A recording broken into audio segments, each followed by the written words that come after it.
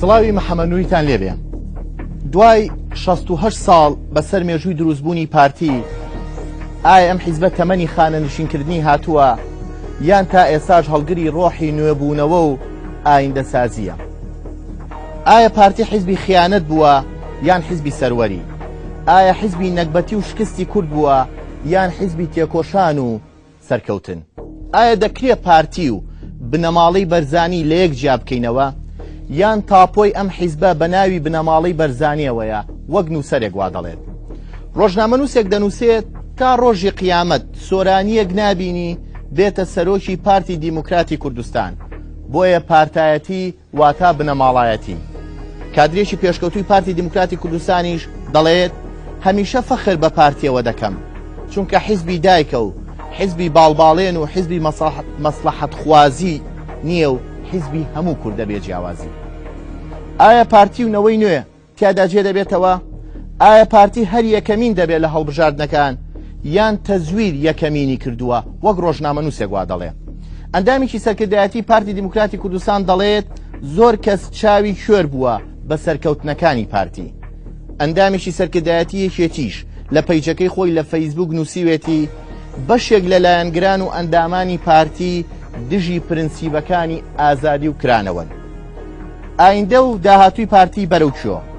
هەناسەکانی پارتی بەرەو دەوڵەت بوونە یان بەرەو نوشستیە؟ پارتی پیر بووە یان حیزبێکە ئێستاش هەر گەنجە؟ نەوەی نوێ چۆن ڕەخنە لە پارتی دەگرێت؟ ئەی چۆن ستایشیشی دەکەم؟ ئارام ئیکرام کادری پێشکەوتووی پارتی دیموکراتی کوردستان کە لەم بەرنامەیەدا ئامادەیە دەڵێت پارتی ئایندەی ئەم وڵاتەیە.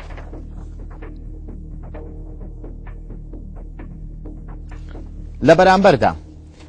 هێمن کەریم ڕۆژنامەنووس دەڵێت پارتی حیزبێکە بە ئەجندای دەرەکی کار دەکات، زۆر جار حیزبێکە قابیلی شارنشینی و ئیداری نییە.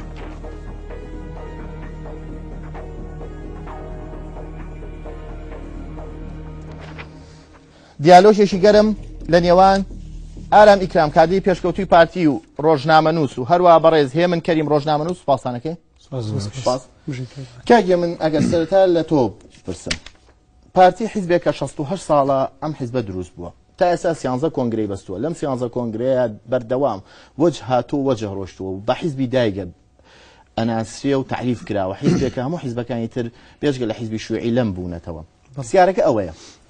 ئەم ڕەئا تەعەسوف هەیە، ئەم ڕەئا قورسە بەرامبەر پارتی لامان وابێ پارتی هیچی نەکردووە، پێدوانی ئەمە داغ لە دڵیە کە بەرامبەر پارتی حیزبێکە لە هەڵبژاردنایەکە مینە، حیزبێکە مێژوویشی دوور و درێژیە، حیزبێکە دنیای کادی لە دەوری کۆبەتەوە،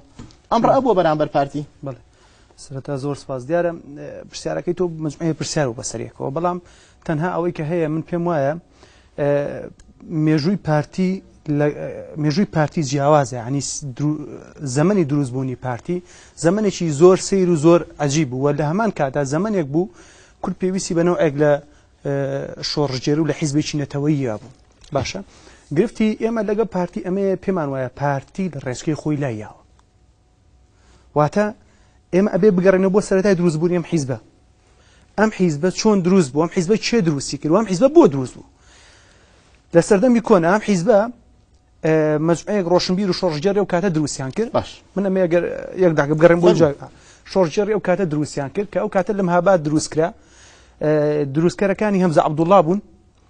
و دوجار برای مەحمەد بۆ کۆمەڵی شۆڕژێر و ڕۆشنبیری ئەو کاتە. دوجار ئەم حیزبە دروست کرا، خەڵکی هەر چوار پارچەکەی تیا بوو، خەڵکی تورکیای کوردی تورکیای تیا بوو، کوردی سووریای تیا بوو، کوردی ئێرانی تیا بوو و کوردی هەرێمی کوردستانیش تیا بوو. باشە کوردی عێراقیش تیا بوو کەوایە. بەڵام مۆزوعەکە ئەمەیە، هەتا ئەو چرکە ساتێ هەتا ئەتوانی بڵێ تاک و سەردەمی مەلا مستەفا، یعنی هەمیشە بە دوو ڕاستێری پارتی ئەکرێ. بەڵام لە دوای ئەمە کە ئەمە دروست ئەبێ، ئەم پارتی دروست ئەبێ، ئەم پارتی بدایەتی ناوی پارتی دیموکراتی کوردستان نەبوو، ناوی پارتی دیموکراتی کورد بوو. بەڵام ئەو کاتە خوا لە خۆشوو مەلا مستەفا لە رووسیا بوو هێنایانەوە وەکو ئەوەی کە کابرایەکی خەباتجیە ڕوو ئەوەیە کردیان بە سەرۆکی ئەم حیزبە لە کۆنگرەی چواردا. بەڵێ یعنی مەبەستی من ئالێرەیە. دوجار ئەم حیزبە بۆ ئەو کێشە و مەشاکل دروست دەبەرەوەی پێیان وایە وردە ئەم حیزبە بوو بە حیزبێکی زیاتر لە بنەماڵەیی و ئەجندای دەرەکی زیاتر کاری دی ئەکرد و ئەو ڕنگدانەوەشی کە ئەم تەفسیرەی بۆکەم پێم وایە لە دوای مەلا مستەفا سەری هەڵا. یعنی چۆن یعنی باشە من پرسیارەکە ئەوەیە ئێمە ئەگەر ئەو مێژووە تێپەڕێنی چونکە ئێمە قسەکردن لەسەر پارتی و کێشەی لە دوای ڕاپەڕینەوە تەفسیری تۆ بە پارتی چیە حیزبێکە نوێ بۆتەوە حیزبێکە توانیوتی هەنگاوی گەورە بنیە نانە ئەزانی پارتی هەر لە چوارەم کۆنگرەیە حسای بۆ بکە لە چوارەم کۆنگرەیە پارتی ڕێک حیزبێکە وردە وردەیەتە خوارەوە لەو کاتەوەی پارتی باڵی مەکتەبی سیاسی کە بە باڵی ڕۆشنبیری ناو پارتی حسابەکرا هاتە دەرەوە ئەلۆ کاتەوە پارتی وردە وردەیەتە ئەم مێژووەگەڕێ بەڵام پارتی ئێستا لە کوردستانە یەکەمینە لە ڕێی هەڵبژاردنەوە یەکەمین نییە ڕێژەی یەکەمین چێت توان بڵێ پارتی حیزبێکە لە چوار هەر پێنجە دۆڕاوەکە لە هەمیان باشتر ماوە تۆ پێش حیزبی دۆڕاومان هەیە لە ڕاستیە حیزبێکمان نییە بیباتەوە زانی پارتی ناتوانێت بژڵێ بردوومەتەوە بڵێ پارتی من دۆڕاوم بەڵام هەمیان باشترە ڕێژەی کورسی ڕێژەی دەنگ پارتی لە هەموو هێزەکانی تر زیاترە ئەخد ئەکرێ ئەمەوانە تۆ بۆ نمونە لە هەولێرە لە ماوەی هەڵبژاردننی ڕابردووە ڤیدۆ هەیە بڵاو بۆتەوە کە کاتێکێ دەنگەدا کارتی هاتێ واندامی مەکتەبی سەرکردایەتی حیزبێڵە بەلۆری لە هەولێرە سنووق گۆڕاوەتەوە سنووقمان گرتووە ینی تۆ چی لە قسانە ینی لە ڕێی تەزویرەوە یەکەمینە ئەکرێ وا بڵێن چکە ئەمە کاتی ئێستا پارتی چۆن پێناسەکەی بە یەک دێر پارتی لە ڕاستیە حیزبێکە نەزۆری نەیە باشە و حیزبێکە ئەوەی کە من نووسیمە دەقی ئەوەیە لەم کاتەیە پارتی حیزبێکە بە ئەجندای دەرەشی کارەکە پارتی حیزبێکە بە ئەجندای دەرەشی کار دەکات من سەرەتا بڵێم ئەو مێژووی کە باسی کردە لە دامەزانی پارتی و ڕۆڵی بارزانی نەمر لە دامەزانی پارتی و دواتر بوون بە سەرۆکی ئەم حەزبە ئەوە هەڵەیەکی زۆر گەورەیە بەو شێوە نییە بارزانی نەمەر پێش ئەوی پارتی دروست بێ شۆڕشی بارزانی سەرکردایەتی شۆڕشی بارزانی کرد لەگەڵ شێخ ئەحمەدی بارزانە لە کۆماری بارزانی نەمر لەگەڵ شێخ ئەحمەدی بارزانەوە شۆڕشی شۆڕشی بارزانی لە کۆماری ماباتە بارزانی نەمەر ڕۆڵەکی زۆر باڵای هەبووە دواتریش پارتی کە دروست بۆ پارتی دیموکراتی کورد بووە بە کۆی دەنجی کۆنگرە پێش ئەوەی کە بارزانی نەمر ئەستان ئاگای لێبێ خۆیان بە سەرۆکی پارتیان هەڵبژاردووە و بارزانی نەمر بوو بە پارتی کرد بەو پارتی گەیشت بۆ ڕۆژەیە ئێمە قسەکردن لەسەر پارتی و نەوەینەوە پێویست ناکە ئەم مێژوو هەڵڵینەوە ئەم مێژوو ئەوەڵێ پارتی حیزبێکە یەکەمین نییە حیزبێکە ئەجندای دەرەکی کار دەکات وەکو کادرێکی پارتی دوایە پارتی حیزبێکە قابلی شارنشینی وەکو هێمکەریم دەڵێ هێزێک بە درێژای 68 ساڵی خەباتی خۆی سیانزە کۆنگرە ببەسەوە بەبەردەوام خوێنی تازە بکاتە سەرکردایەتی و مەکتەبی سیاسیەکەیەوە و هێزێک بێ هەموو دوژمنەکانی کورد کە سەرسەختترینیان تا دوێنێ تورکیا بوو وا لێ بکە بێتە سەر مێزی گفتوگۆ لەگەڵ کوردانیشەوەدان بە مافی کورد و بە بوونی کووردا بنیەوە ئامادە بێ تا بوون بە دەوڵەتت لەگەڵ تا بێ ئەمە هێزێکی شارنشین نییە ئەمە هێزێکە ئەسڵەن ئەوەی کە پارتیی کە ئەوە ئەستی سیاستەکە پارتیکە پارتی بە مانای وشە سیاستەکە و ئەگەر مۆزوعی یەکەم بوون و ئەوانەیەش پارتی یەکەمە بەڵام یەکەمێکی معقولە ئەو یەکەمە نییە کە کاکیم دەڵێ بە تەزویر و بە نازانچی ئەگەر باسی تەزویر بکەین نزیکترین داستانی تەزویر فەزیحەی ئەلبیسەکەی کە ڕوون و ئاشکرایە کە یەکێتی کردی پارتی حزبێکە لە سلێمانی سێمی هێناوە بە ڕێژەیەکی معقول لە هەولێر یەکەمی هێناوە بە ڕێژەیەکی معقول لە دووهۆک زۆری نەهێناوە پارتی هێزێکە و ئەگەر لە دووهۆک زۆری نەهێنێ بەڕاستی ئەگەرێکێک لە دووهۆک دەنگ بە پارتی نەدا پێش هەموو کەسێک غەدر لە خۆیەکە پارتی خزمەتی ئەو خەڵکەی کردووە لەو شوێنانە دەنگی پێدراوە لە هەولێر بە هەمان شێوە پارتی یەکەمە بە پلەیەکی معقول بەڵام ئەوە نییە تۆ بڵێ وڵا ئەمە پارتی هەمیشە خوێنی تازە لە ناو سەرکردایەتەکە ئاجوڵێ ئەزانی چۆنە ئەم جۆرە قسانە بەڕاستی زۆر کراوە قسەیەکی زۆر سواوە ئەزانی من سواوی کاکە واقع سەیری کە خۆ سەیری سەرکردایەتی یەکێتی کە سەری سەرکردایەتی پارتیکە سەرکردایەتی یەکێتی بۆ نمونە کە ڕکابەری خۆی بە ڕکابەری پارتی ئەزانێ لە دوایین کۆنگرەیە کۆمەڵی خەڵکی ئەسکەر و کۆمەڵی فەرماندەی سەربازی ئەومان نچونە مەکتەبی سیاسی و سەرکردایەتی بەڵام پارتی خوێنی تازە کاتە سەرکردایەتێکەوە پارتی کۆمەڵی قیادە و مەکتەبی سیاسی تازی هێناوە بەردەوام لە هەموو کۆنگرەکان وەڵام تاو جا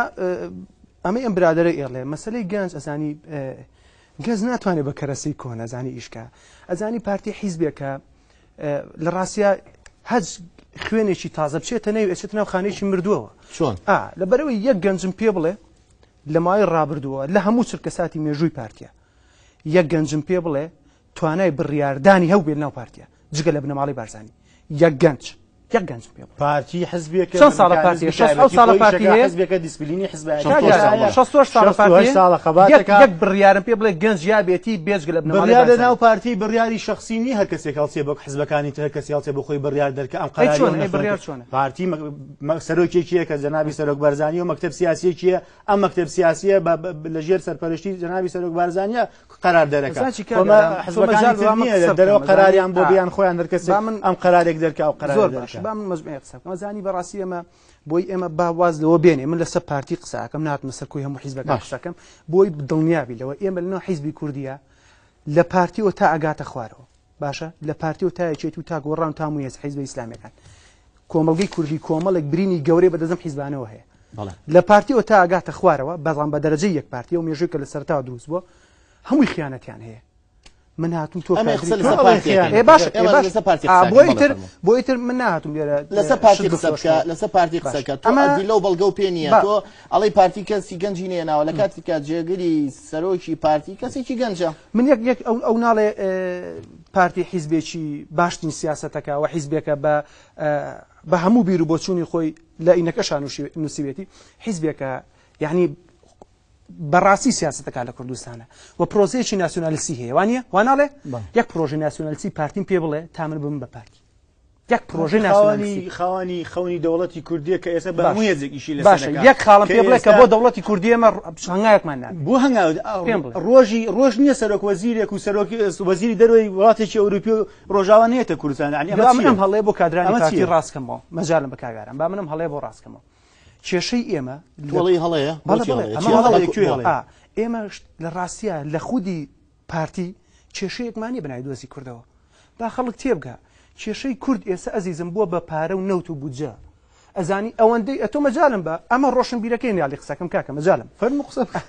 من نامێت بۆ تۆز دروستکەم بۆیە تۆز دروستی مەکە لەبەر ئەوە ئێمە کێشەی کورد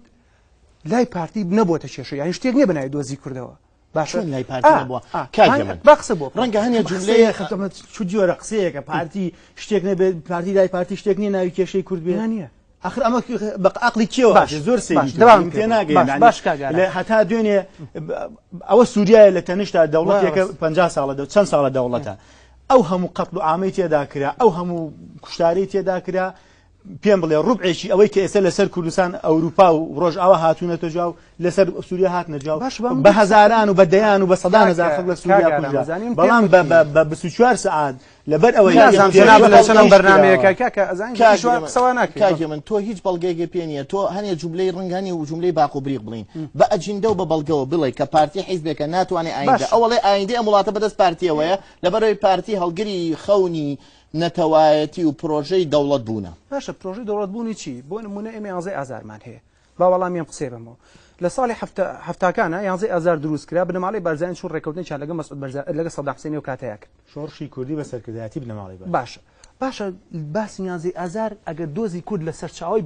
خودی پارتیەوە لە بنەڕەتەوە سەرچاوی گرتووە کوا باسی کەرکووەکرێ لە 11 ئازارە یان کەرکووک دابەشەکرێ تۆ کادریش پارتی نیت بەڵام بۆ لە دوای 11 ئازار بۆ شۆڕش دیسانەوە شەڕ دەستی پێکردەوە نسکۆ دروست بوو لەسەر کەرکووک نەبووەوە ناکاتی من وڵای لە مێژوو بڵێ ئێستا باشە مناقەشەکانتان ئەم مناقەش کاک محەممەد ڕەنگەوەی نوێ و پارتی ئەو نەوەیکی نوێ ئەوە دوو بەرەقسەکەت پێ بڕم یعنی بەڕاستی کاکی من دەردی ئەو جیلەی پێشووکە وەکو کۆمەڵێ قسەیان هەیە بەردەوام دووبارەیە پارتی حزبی بنەماڵەیە پارتی حزبێک وەنەپەرسە پارتی حزبی بنەماڵێ شانازیش بە بنەماڵی بارزانیەوە خۆی منەمان شاردێتەوە وەکو خەڵکی تر 40 ساڵە شەڕی ئەوە ئەکەت بە پارتیە فرۆشتنەوە ئەومان بەسەر پێفرۆشنەوە کە پارتی حزبی بنەماڵێ ئێستا لە 2004 حزبی بنەماڵ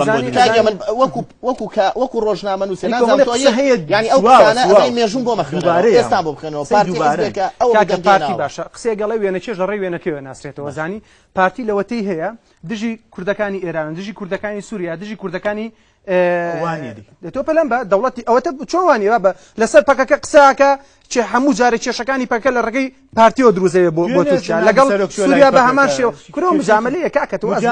کورە کێشەکە مەخمورە کاکاگات لە دنیاە هەموو ڕۆژێ مزایدە بەسەر پەکەکە و بەسەر کوردی ئێران و بەسەر باشە ئەزانیش من برینمان هەیە من ئێستا لە برینە نامێ باسی برین کە مەزانی بۆیە ئەم قسانە ئیسفادە بە کەس ناکە کە تۆ باسی خیانەت و سەروەری ئەم پێفرۆشتۆ کورە مێژووی ڕابردووی پارتیە زای پڕە لە مەزوێشتی بەڕاستی بەگێکم بۆ باسی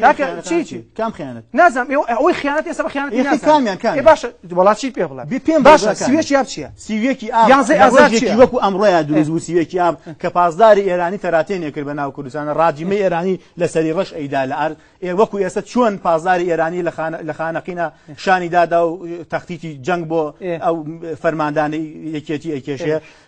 لە وەزعێکی وایە یعنی ئەگەر یەکێتی شیوای خیانەتکەن ئەبێ دەوڵەت ئەبێ بەعز زۆر زەرور بوو نەخێر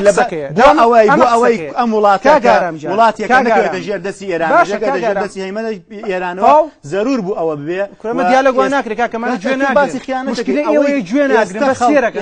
تێگەیە کە سیوێکی ئاب چەند زەرور بوو سیوێکی ئاب بەزانی کاکە لە سیوێکی ئابە ئێسش ئێمە ئەگەر بای سەروەریەکەی ئێسش 74 کەسی سیوێکی ئاب گیراوە ئێسش خەڵک چۆن تەرمی کوڕەکەی بێنێتەوە باوکیان گرتووە باشە کام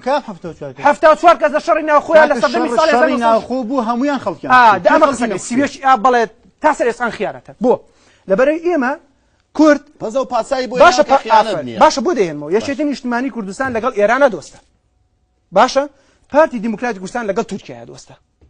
ئەگەر یەکێتی چوە ئێرانی هێناوە لە شەڕی ناوخۆیە باشە ئەبووە پارتی بچوە تورکیای بێنە نەک تۆ بە ئەزبێنی چەند ساڵە کورد سەرەبڕێ تعدا لە کوردەکە تورکیا و ئێران کوردیان سەر نەبڕیەوە باش ئەی دۆست خۆ هەبێت سیوێکی ئابلەکە لە سەردەمی سیوێکی ئابا بوو ئێران قەتڵ و عامی لەناو ئۆردوگاکانی دیموکراتا کرد لێرە هەر ئەمڕۆ ئیبراهیم عەلیزادە لێ 400 من بم لە جای تۆ بم دێڕە تەفسیری پارتیەکەم بۆی لەم وەهمە دەرچی نەزانی پارتی پێویستە دان بۆ بنێ بەر سیوێکی ئاب بەرهەمی شەڕی ناوخۆیە من بۆ توێ ڕاستەکەمەوە پارتی پێویستە بڵێ ڕاستی خیانەت نییە هەڵەیەکی مێژوویە ئەبێ بڵێ هەڵەیەکی مێژوویە ئەبێ وا بڵێ نەک بڵێ ئێستا وەرە پارتی هەرەوە نییە ئەسڵەن باشتی ئەمە جملەی توێ باسی خیانەتەکەی فەرمو وەرە من لەگەڵ وەرە بۆ گەرمیان پێش پیشانە دەم پاسداری ئێرانی و میلیشای عەکە لە بەغا کوورد دەکوژێ بەراو خانەقین و کەلار و کفریا ئەبرێ بەرهەمی و ناسیۆنالیستە حیزبەکەی پارتیە کاکە ئەوە خیانەتە کاکە نەک ئەوەی کە تۆ باسی بەرهەمی ئێمە نییە نەکرد بەرهەمی ئەوانەیە کە مەسعود بەرزانی سەرۆکی هێرم نییە باڵێ سەرۆکی هێرم نێچیروان بەرزانی جێگری سەرۆکی حکومەت نییە سەرۆکی حکومەت نییە باشە مەسعود بەرزانی سەرۆکی ئاژانسی پاراستنی پارتی حکومەت نییە بەڵێ بۆیە ئەندێ وڵاتێک ئەوانە من یەک قەوسم باشە مەجالم بە ئادەی بە یارمەتی خۆت قەتڵ و عامی بارزانیەکان هەڵی چێ بوو هەڵی چێ بوو بارزانەکان شۆڕشیان کرد حکومەتی قەتڵ و عامی کردن ئەمە لە دوای مەلا مەستەفای بارزانەوە بنەماڵەی بارزانی کۆمەڵێک هەڵی گەورەیان کردووە باشە کۆمەڵە گەوری ئەوڵی گەریان کردوە مەلا مەستەفای بارزان کابراایکی شێر بووە تا چەند سادە مێژوویی باشی هەیە بەڵام لە دوای ئەوە لە دوای لە دوای ئەوە قەتڵ و عامی بارزانەکان هەمووی هەڵی بنەماڵەی بارزانی یەک دێربار بکەنەوە بنەماڵەی بارزانی و پارتی زۆر لە یەک جیاوازن برا پارتی حیزبێکە بنەماڵەی بارزانیاتە سەر حیزبی پارتی و داگیری کرد بنەماڵەی بارزانی پارتیان داگیر بنەماڵی بارزانی تحکم بە پارتیەوە بکرێ بەڵێ یعنی گەنجێک تموحیە بێ بە سەرۆکی پارتی کەسێک بێ یعنی خەونە وەکو نووسەرەکەڵێ تا ڕۆژی قال و بەلا ناکرێت کەسێک ببینێت کاکە ئەوەی توێڵی نوکتەیە لەبەر ئەزانێتی باشترین نمونە لەوەی کە پاساو چیە بۆ ئەوەی کە خەڵک ئەڵێت سیوێکی ئاب خیانەت بووە خیانەتێکی گەورە وەکو ڕۆژنامە نووسەران دەڵێن باشە پاساو چیە تۆ ئەڵێ خیانەت نەبووە بەڵکو ئێستا جوابی ئەوەتە دەمەوە بەڵام پارتی و بارزانی باشترین نیمە لە 66 هەموو مەکتەبی سیاسی پارتی لە مەرام سەفا جیابوونەوە لە بارزانی نەمر جیابوونەوە و پارتیشیان لەگەڵ خۆیان نابرد چیان پێکرا پارتی نەکەر پارتی بزودنەوەی کوردایی ڕزگاری پارتی لەگەڵ بنەماڵەی بارزانانی گرێدرا بەبێ بنەماڵی بارزانی نوقسانێکی گەورەیان هەیە خەی کراسەکەتان ڕەشە بۆ گوێناگری کاکە وەڵا سەر هەر یەخەی کراسەکانتان باشە چیمان پێ تۆ لە گەرمیانی گەنجێک تۆ لە گەرمیانی باشە تۆ کوڕەشی لە گەرمیان دانیشی منەڵم بەرنامەی ناسیۆنالیستی پارتیم پێڵە تابی بە پارتی تۆ لە گەرمیان دانیشی کادری پارتی گەنجێک منداڵێک پارتی کوژێ بە قەناس پارتی نەیکوشتووە برام پارتی نەیکوشتووە بڕۆ پرسیار کە بڵێ ئەو هێزەی کە تەقەی لە خۆپشاندەران کرد لەژێر فەرماندەی کیا بوو کاچی بنوێنەکە بڕۆ پرسیارکە لە خۆ تۆ قسە مۆزوعی سیوێکی ئابیش کاک محەممەد سیوێکی ئاب لە پێش سیوێکی ئاب لە پێش بم بە پارتی بەرنامەیەکی ناسیۆنالیستی پارتی ئێران وڵاتانی پاساگەێنی تۆ بۆی کە سیوێکی ئاب لە خیانەت دەرکەیت ئێستا بۆ ناسیۆنالیستی سیوێکی ئاب خیانەت خەڵک ئێستا تێگەیشتووە لەوەی کە سیوێکی ئاب نەخیانەت نەبوو بەڵکو زەرورەت بوو هەر ئێستا لە کوردستانە پازداری ئێرانی ئەوە پازداری ئێرانیە لە خانەقینە ئەمڕۆ ئەوە پازداری ئێرانی ڕۆژی هەینی ڕابردوو کە چەندی مانگەکە بزەبت نازانم ئەم هەینی ڕابردووە پازداری ئێرانی هاتووە لە خانەقینە تەختیری بۆ هێزی پێشمەرگە کامێرای خۆ دەکای لە سەردەمی پارتیە شانازیی پێوە لە ناو پەرلەمانی کوردستان ئەمە لافتی پارتی حەزەکەم لە جوان بێنێتە پێش سیوێکی ئابیشا ئەوە نووسراوە مەجال بە کاگەڕاندنی ئێرانی تیاری ئێرانی وڵاتی کاوری لە خیانەتی دەکاتەوە مافی نییە لەسەر خاکی برۆچی کوردستان بشی پارتی دیموکراتی کوردستان لیژنەی ناوچەی هەڵەبجە ئەوەش ساڵ 1996 سیوێکی ئاب ئێمە خۆمان ئەمە دروشمەکانتانەکە بدە من بەرزیەکەم ئازیزم دروشمەکەەوە لێرە ڕازیمەی ئێرانی خەڵکی یەکوش لێرە پازداری ئێرانی قەتڵعامی دیموکراتی کرد لێرە و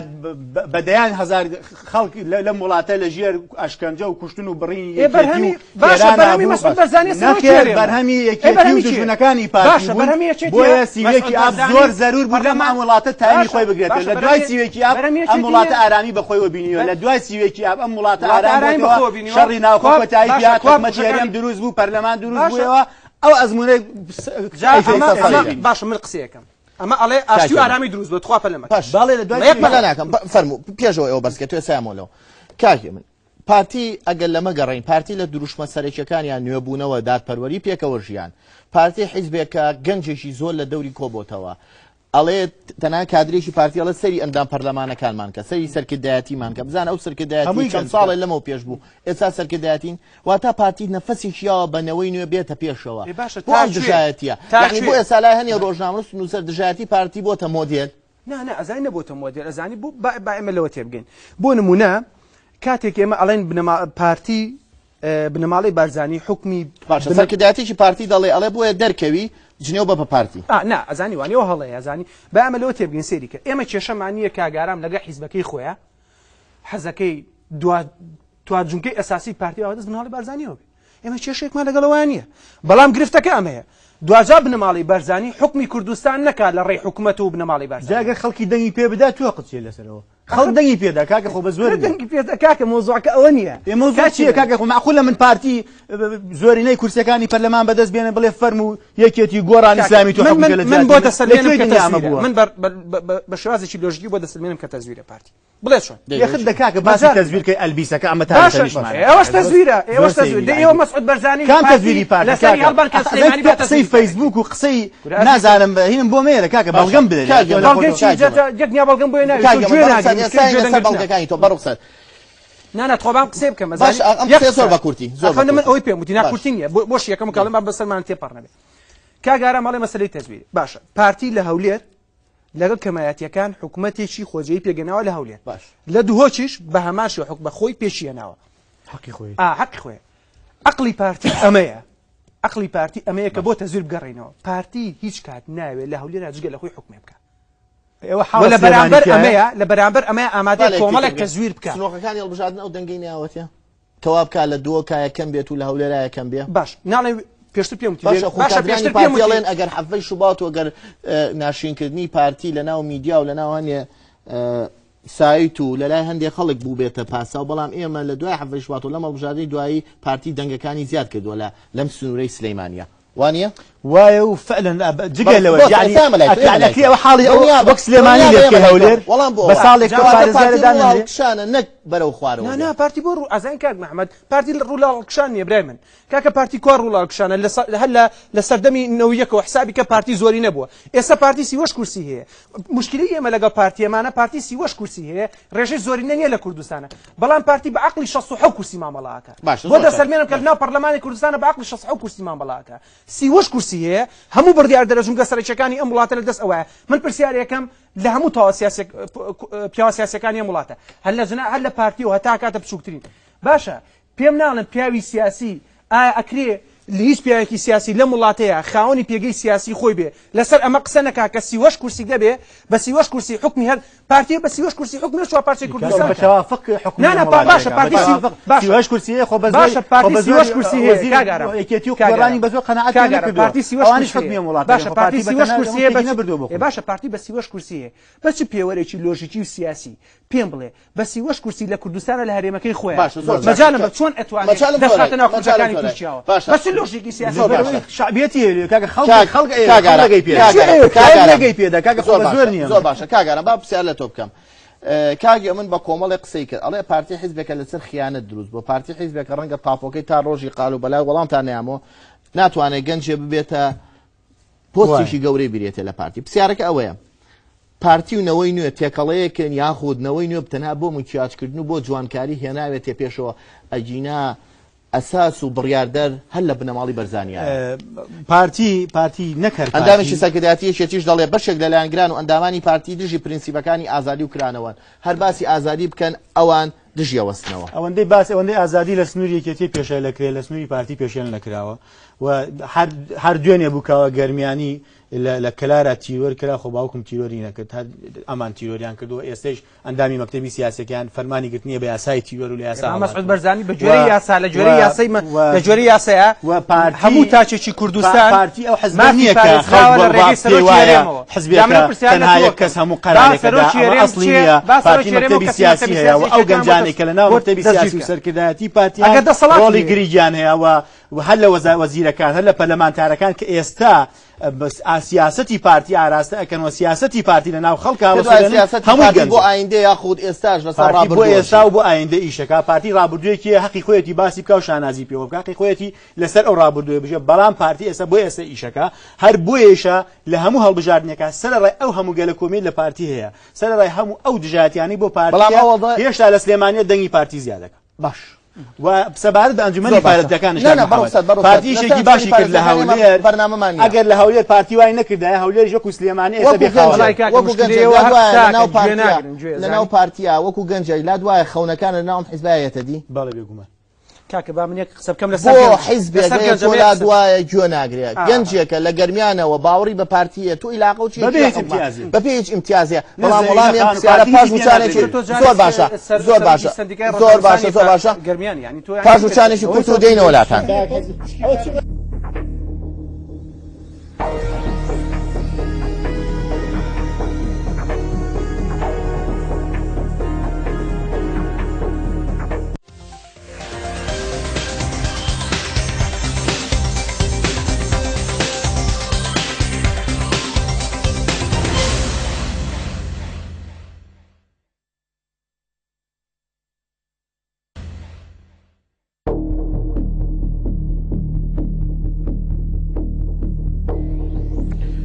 دووبارە سڵاو کاگە من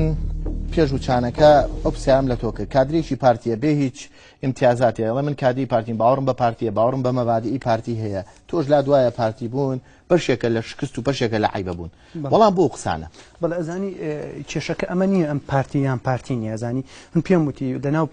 حەزەکە خۆی من ئێسش پێم وت ئەم پارتیە بەڵام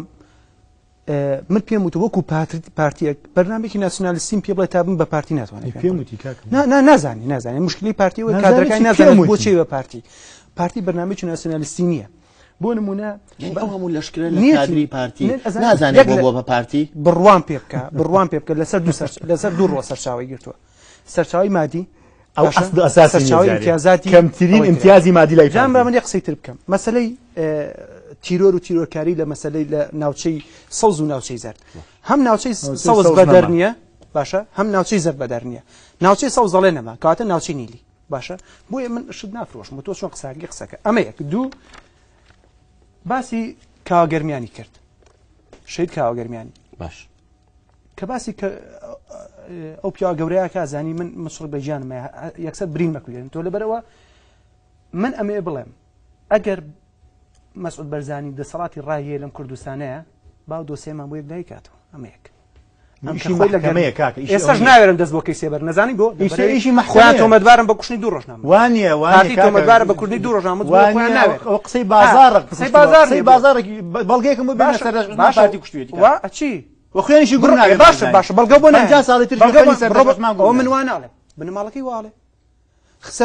ڕێسەر ڕێکخراوێکی بناوی ڕێکخراوی سەردەش عوسمان بەیانامە دەرەکە هەموو ساڵێ ئەڵێ کوشتنی سەردەش عوسمان لە ئەستۆی بنەماڵەی کەسنانی پێوە خوێن بۆ خۆیان سەردەش عوسمانی داما و براکەیەتی کاکەجان براکەیەتی کاکە براکەی داوای چارەنووسەکە ئێمەش داوای چارەنووسەکەی کە برینی و بنەماڵێ مەکولێن و پەدەر دوای تۆ مەچی ئەم ڕاستمانە چیە پێت ئەم ڕاستی هەوڵ بینایانە دیموکراسیەکە لە هەولێر باش باسی دیموکراسیەکە لە هەولێر ئەم بینایە ئەمە با پێشتر حەزەکەم تخوا بێنتە پێشەوە ئەم بینایە بە یارمەتیت برا بەڕێزم ئەم بینایە ئەمە مجموعەی خانووە چییە و بەڵێ ئەمە پێشتر بارگای ڕێخستنی پارتی بووە باش ئێستا ئەم بە ژێری ئەو زانیارە ئێمە ڕۆژنامەنووس بڵاوی کردوەوە شیروان شێروانی لە بادینان ئەڵێ ئەم بینایە لە ژێریا زیندانی نێنی هەیە هەفتا کەسی تا زیندانی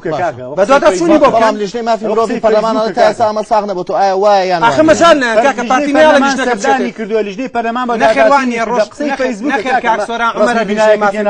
وانیە کاکە وانیە کاچی من ئەوە یەک ئەمە چ پەیوەندیە بە پارتیەوە چۆن ئەو باسی دیموکراسی ناکەن یانی پارتی دیموکراسی بێک هەڵ ناکەن ئەو ناوە دیموکراسی ئەمە دیموکراسیەکەتانە کاچی من مێ منداڵی تیا ژێرە و بینایە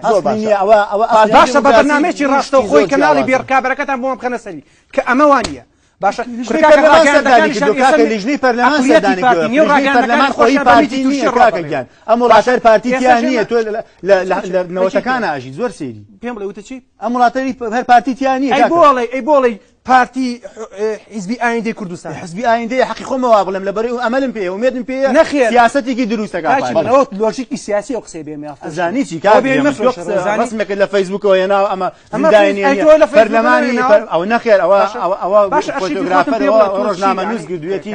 لە بەرەکانی جەنگ ئەوە شخصەکان ناسراون پێ بڵم ئێمە مێژومانەیە لەگەڵ هەموو چرکە ساتێکی پارتی ئازانی من بەڕقۆ قسە ناکەم لە پارتی پارتی وای بەرامبەر پارتی دیموکراسی بێکەوە هەڵ ناکەن ئەزانم لەکانی تۆ بەڕخسەت مەجالم زۆرای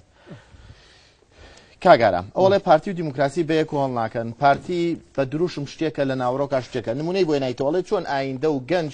سیقە بەم حیزبە بکە لە کاتێکا زیندانی نێنی و خەڵکە ژیرەوەکو کاکێ من ئاماژەی پێدا کەواتە دیموکراسی و پارتی دووشتی جیاوازین لە یەکتری نەخێر پارتی هەل لە بنەڕەتەوە باوەڕێکی تەواوی بە دیموکراسیەت هەیە دیموکراسیەت جیاوازە لەو فۆزاییکە لە شوێنێکی سلێمانیە جیاوازە ئەمە قسەیەکە ئەمە قسەیەکە خەڵک فێری بووە خەڵکی وەکو قسانە بوونە کۆمەڵی قسە دووبارەکەن پارتی دیموکرات یعنی چی پارتی دیبی لەگەڵ دیموکراسیەکە باشە پارتی ئەوە پارتی نییە لەگەڵ یەکێتی و گۆڕان و حزبەکانی ترا حکوومەتی هەرێمی دروست کردووە ئەوەی پارتی نییە کە داخلی عەمەلتووی هەڵبژاردن و داخلی پرۆسەی دیموکراسی دیموکراسی بۆ بژمێرە یعنی چی ئیشی بۆ کاتێک باشە تۆ بەتەمایکی بەتوای مەکتەبی سیاسی پارتیت من ئەگەر بچمە ناو حیزبێکەوە ئەگەر یەک مەکتەبی سیاسی لە یەکێتیشەوە هەتا بزوتنەوەی گۆڕان بۆ ئەوانە ئەگەر مەکتەبی سیاسی پارتی بوون چی بوونە پێشتر ئەوانە لە مەکتەبی سیاسی یەکێکی وەک محمود محەممەد کە ئێستا مەکتەبی سیاسی پارتیە هێمن هەورامی کە ئێستا دای مەکتەبی سیاسی ئەمانە چی بوونە ئەتر تۆ خانەی مردووە ئەتر لەبێەوە تاو ئەم قسانە بەردام دووبارە ئێڵێنەوە ئەسڵی نیە کاکەگیان پارتی جیاواز لە هەموو حزبەکانی تر بەردەوام خوێنی تازی کردو ناو سەرکردایەتی و مەکتەبی سیاسیەکەیەوە و پارتی ئەگەر باوەڕی بە دیموکراسیەت نەبێت لەگەڵ ئەو هەموو حزبەیە برینی پارتی کولێنی تۆ برای من بەچی تۆ ئاگادار ئەگەر لە دۆخەکەم پێشتر پێم وتی لە بیدایەتی بەرنامەکەی وتم تێمە کۆمەڵێک برینمان هەیە بادەستی بۆ بنینی کاکە تۆ باسی خوێنی تازەکەی لە ناو پارتی ئەوچی پێدی خەڵک تووشی شەڕەکە یعنی ماکرێسە منێک قسە بکەم باسی قسە بکە خۆ کەس دەستی نەگرت ئاخرنا ئەزانکی عقلێتی سیاسیتان نییە کاکە پارتی حیزبێکە ئەم عقلە سیاسەکەیەتی کە پێی وایە سێریکە پارتی چیەکە ئەگە پارتی وشار زێباری وەزیری دەرەوەی حکوومەتی عێراق باشە لە هەمان کاتە کادری پارتیە کۆموینەکان باش بەڵام دێت ناڕاستەخۆ بە مالیشی ئەڵێ ئەگەر وانە با بچێت سکاڵانە سەقیتکە بە مالیشی ئەڵێ ئێمە لەگەڵ تا ڕێەکەوین وەکۆی لە میدیاکانە بڵاوەتەوە ئێمە لەگەڵ تا ڕێەکەین بەڵام تۆ هێز ئامادە بکە بۆ هێز نێرە سەر لە ڕووی حکوومەتی عێراقی هێز نێرە سەر قەندیت ئەمە لەکوێ باوەڵام باتەوە دوێنێ سەرۆک بازانی خۆی سەردانی گەریلای کردووە عقلی چیوە پارتی ئەوە چوو بە کەمپەکەی مەخلوورکاکە بەخۆشیاشێکە لە باکووری کوردستان عقلی چیوە کاکە من بەڕۆخسەت کاگارام ئێمە لەسەر 68 ساڵ مێژووی پارتی ئەم مێژووە پڕ بووە لە شکست و سەرکەوتن یاخود پڕ بووە لە خیانەت و پڕ بووە لە نوشستی ئەگەر پارتی هێزێکە سەرکردایەتی کردووە ئاوێنەیەکە بینی لە ئاساییە لە کاتی شۆڕشکردنا تووشی شکستەبی سەرکەوتن سیارەکەم تاو بکەم تۆ وەکو گەنجێک وەکو گەنجە کادری پێشکەوتووی ئەم حیزبەی ناوی پارتی دیموکراتی کوردستانە چەندین گەنجی تر هەیە لەم بەرنامەی و سەیرەکە و باوەڕی بە پارتی هەیە لا دوایە تۆ ئاوێنەیە گەشەیە کە خۆ دەبینی تۆ لە پارتیە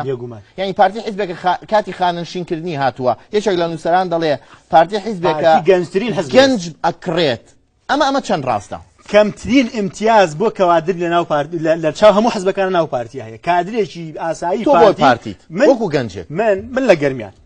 ئەو هەموو خەڵکەی لە گەرمیان لە سلێمانی پارتی ناتوانێت زەویەک تەوزیعکە ناتوانێت شوقەیەک تەوزیعکە ناتوانێت هێڵی سیارەیە بگاتە شۆفێرێک کە پارتیە یەک قەڵەمی بەدەست ئەوانەی کە پارتین بە بیر و باوەڕ پارتی گەنجێک لە گەرمیانەوە بۆ دیفاعکە لە حیزبێکە ئەڵێ هیچ امتیازێکم نییە ئەو لە بەردەمی شاشێکی گەورەی سەتەلای تەواڵێ کەواتە بەزەیە کۆی کردوەوە باسی مادەکە باش امتیازات ئەڵێ لانی مادی امتیازات مادی تۆ خۆت وتت کاک محەممەد نەیوت لانی مادی هۆکارێکی سەرکی باشان بەشێکە ئەسڵ لایانی مادی بەشێکە لە مانەوەی حیزبی پارتیکا کار بۆ تۆ ناڵێ تۆ لە دەیوانی کاکە کەمترین امتیاز ناو پارتیایە مەسەلەی ڕێوبەری ڕادیۆیەکی پارتیم یەک ساڵ ئەو بەشێکە لێم بەخۆ بەخشی بەخۆ بەخشی وەڵای ئەوە نوکتە کاکە وەرە بەیانی لەگەڵ من ڕادیۆ پارتیە ڕەنگە خۆ ئەزای خۆ ڕەنگە خۆ بەخشە ئەگەر من یەک مدیر یەک مەبوو وەکو بەڕێوەبەری ڕادیۆ نادەنێ وەکو ڕۆژنامە زەنەبێت سەرۆکی سندیکای ڕۆژنامەسانی نەخێر کاکە گەرمیانم لەسەر ئەوەش نیە تەحەداتەکەم 150,000 سندیکای ڕۆژنامە نووسان خستوێ دەبەردەست ئەمە مۆزوعی گەنجێکە گەنجێکە پارتیە باش بە تەحەدا ئێڵێ وەرە لەگەڵاتی بۆ کوێت گەرە من خەریکی بازنەی بچووک نیم بەڕاستی چۆن پارتیە بێ من خەریک بە پارتی لەسەر بازنەی گەورە گەنج و پارتی بێکەوە هەڵناکەن دوو شتێک کاکە ئەزاین ئێمە من ناڵێن پارتی ئاگاداریەوە هەلە پارتی و بارزانی دووشتی جیاوازم برای ئێمە بە تێبگەین ئەوە نوکتەیە تێ ناگەن ئەڵێ پارتی و بەرزانی بەیەکەوە بەسراون بێ پارتی بەرزانی باسی پارتی عقلێت یەگەی ناو پارتیە عقلێت یەگەی ڕۆژێک دەم خەسەکەی خاتە کرد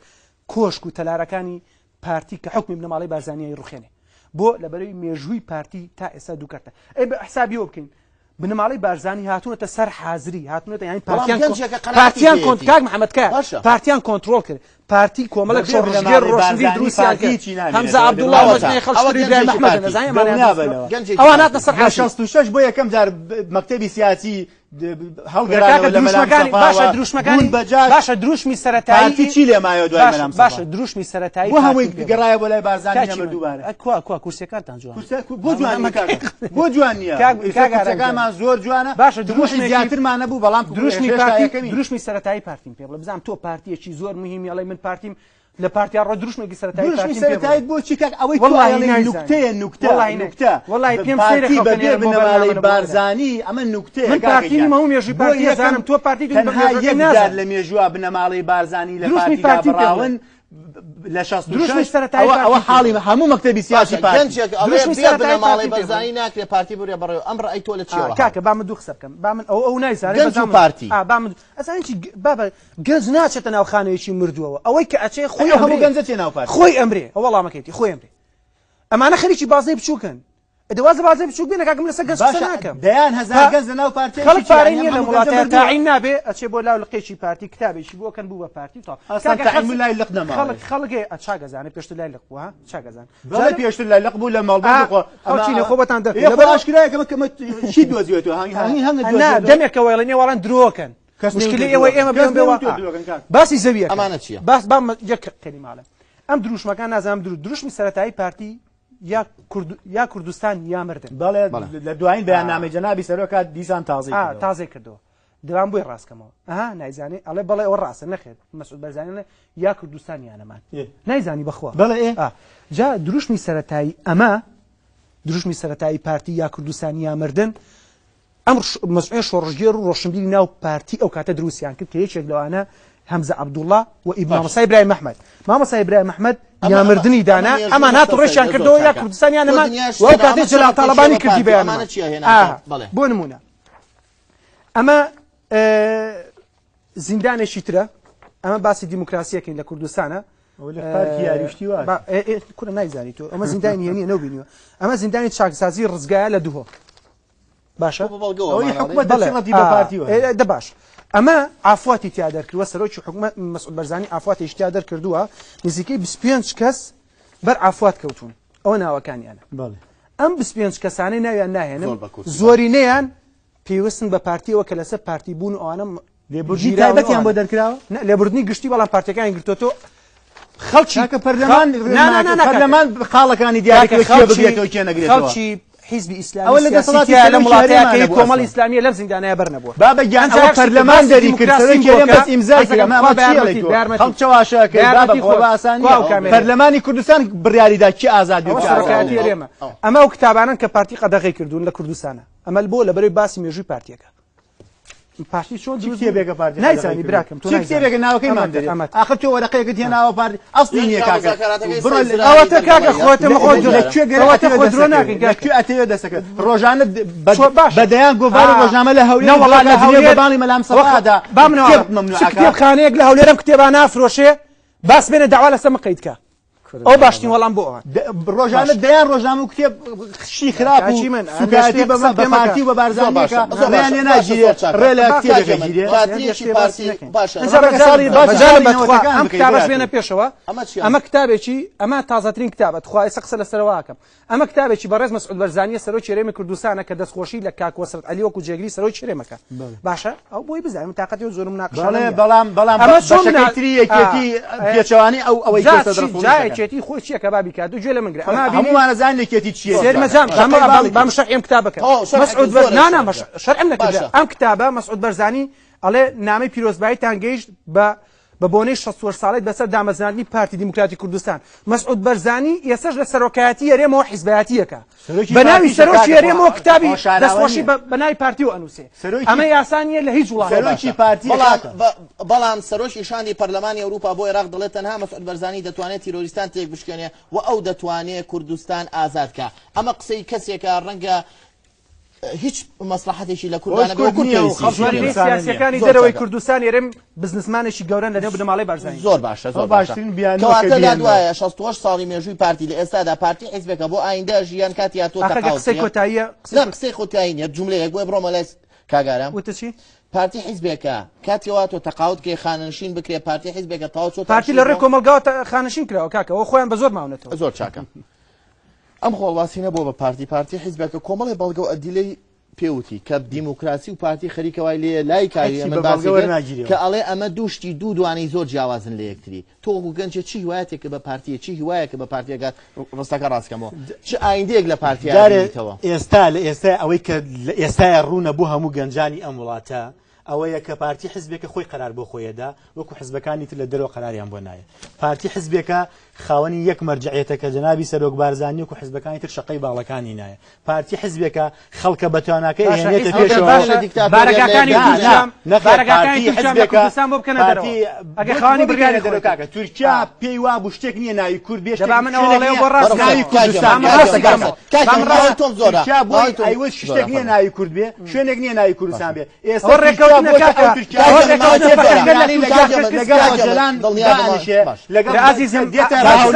دان بە کورد و کوردستان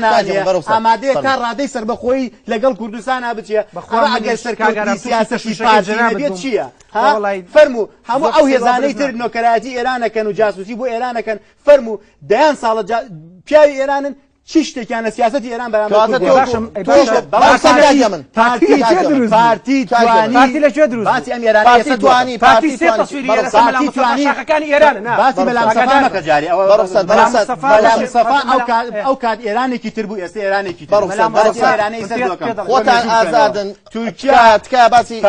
پارتی بەلام سەفا لە بنەماڵەی دەوڵەتی ئێستا دەرەوە مەلام سەفا پیاوی سەر بەخۆی کوردستان کوردستان هەمووی بیناسێ بەڵام لە دوای سەردەی مەلام سەفا تۆم زۆرە حکمی کوردستان تێکسو بەدەست بنەماڵەی باشە پارتی تۆ لا دوایە کۆمەڵێک مبەڕێرات و پاساو دێنایە بۆ ئەوانە کەواتە لای تۆ هەڵگری ڕۆحی نوێبوونەوە لەناو ئەم حیزبەیە هەیە ئەم حیزبە بەردەوام هەناسەی هەیە بەرەو دەوڵەتبوون ئەو تۆمە مەسە سەرۆکی هەرێم جاربەجارێت دەڵێت کە وەکو سەرۆکی پارتیش دەڵێ ئێمە خەونی دەوڵەتی کوردیمانێ لە تازەترین تەسریحیشە یەکێک لە سەرکردەکانی پارتی لە یەکێک لە گۆڤارەکانی خۆتانە دەڵێ تا دەوڵەت ڕانەگەێنین پارتایەتی کۆتایی نایە وایە فعلا ئەوە تەنها قسە نییە و ئێستا بە ئاشکراش لێدوانی خۆیان جەنابی سەرۆک گوتی دروستبوونی ئەم کابینەی حکوومەتی عێراق دوایین دەرفەتە بۆ مانەوەی عێراق بە یەک پارچەی و ئەو هەموو علاقاتە دیبلۆماسی ئێستا حکوومەتی هەرێمی کوردستان لە ڕێگەی جەنابی سەرۆکە لەگەڵ وڵاتانی ئەوروپا و ڕۆژئاوایەتی ئێستا هەموویان ڕۆژانە لە هەولێرن ئاماژەیە بەوەی کە ئیشی گەورە کراوە بۆ ئەوەی دەوڵەتی کوردی ڕابگەێنرێ ئەمەی کە تۆڵی والله ئەمەی کە تۆڵی مەسعود بەرزانی لەگەڵی نییە بە قورئان لەگەڵی هەلە خۆتە قسەی گیرفان دەبرا والله من دیفاع لە پارتیەکەم تۆ بەردەوام لەگەڵ هەموو حزب سیاسەکانە ڕایەژی بەڵام ئەو کادرێکی پارتی هاتووە دەبرا نازانێ بۆ کاریگەرترین یعنی پارتی خۆی ئێستا بزودەوەی گۆڕانە بۆ هەموو بڕیارەکان جەنابی سەرۆک ڕاوێژ بە جەنابی کاکنەوشیوانەکە و بە جەنابی کاکۆسەتیشەکە خۆ ئەمە شتێک نییە باوەسی خۆی هەڵفی ئەمڕۆ قەرارە داوبانی قەراردا بەڵام لەم کاتەیە بۆی قسە ناکەم لەبەرەوەی دۆخی کوردستان لە سیاسەتی پارتی دڵنیایە لە سیاسەتی جەنابی سەرۆک دڵنیایە کە ئیشکردنە بە ئاراستەی سەرۆک بارزە دەوڵەتی کوردی لەگە مەسعود بەرزانیە یعنی پەرجە بکە ئاگادارە بەڵێ لە هەموو شتێک ئاگادارە ئەوە قسەی کاکە هەر سەردانەکانی کاکنەوشیران بۆ لای سەرۆک بارزانی دەلیلە لەسەرەوە کاکنەوشیان بەرپرسیارەکەەوە هەیچ هەڵەیەکی مێژووی نییە جا من دوو قسەی ترەکەم ئاراستەی دروستبوونی دەوڵەتی کوردی وەکو گەنج تەوازنی بەرنامەکە وەکو گەنجێک لا دوایە پارتی حیزبێکە دووبارەی و پرسیارەکەمەوە تکایە بنەڕێنە لای پێچەکانی تر پارتی حیزبێکە ئەتوانێ ئایندە مسۆگەرکە تۆ گەنجێکی ئاوێنەکەی بەردەمی خۆت کە پارتی بۆ پارتی پارتی حیزبێکە خاوەنی خەونی دەوڵەتی کوردی و ئیشی بۆ کردووە و سەیری پەرلەمانتاری ڕۆژی بە پارتی گەنجێکە ئەڵێ من پارتی قیادە و پەرلەمانتاری بنەماڵی بەرزانی حکوومەکە خانەنشین بووە تەمەنی هەڵگیری گوتە ئەڵێ بێ پارتی بەڕوخسەت کادرێکی پارتی ئەڵێ کاندان پەرلەمانیشە بەڕوخسەت کادرێکی پارتی کاندان پەرلەمانیشە دەڵێ بێ پارتی نەتەوایەتی زەربی سفر کەرەوە کاک ئەزانین چۆنە مۆزوعەکە ئەوە نییە بۆ نمونە باسی ئەوەمان کرد کە پارتی بڕیاردەری هەموو شتێکە من پێ دەڵێم دووش دەڵێم ئەم برادرە زوو گەڕێتەوە بە مێژوو ئێمە دکتۆر قاسم لۆمان هەیە چۆن تیرۆرکرا عەبدوڵڵا جەلالمان هەیە چۆن گیرا و لە هەمان کادا ئەمەی سووریا مەسەلەی تورکیا و ئێستا بەڵامەکە دێمەوە مەسەلەی تورکیا و مەسەلەی پارتی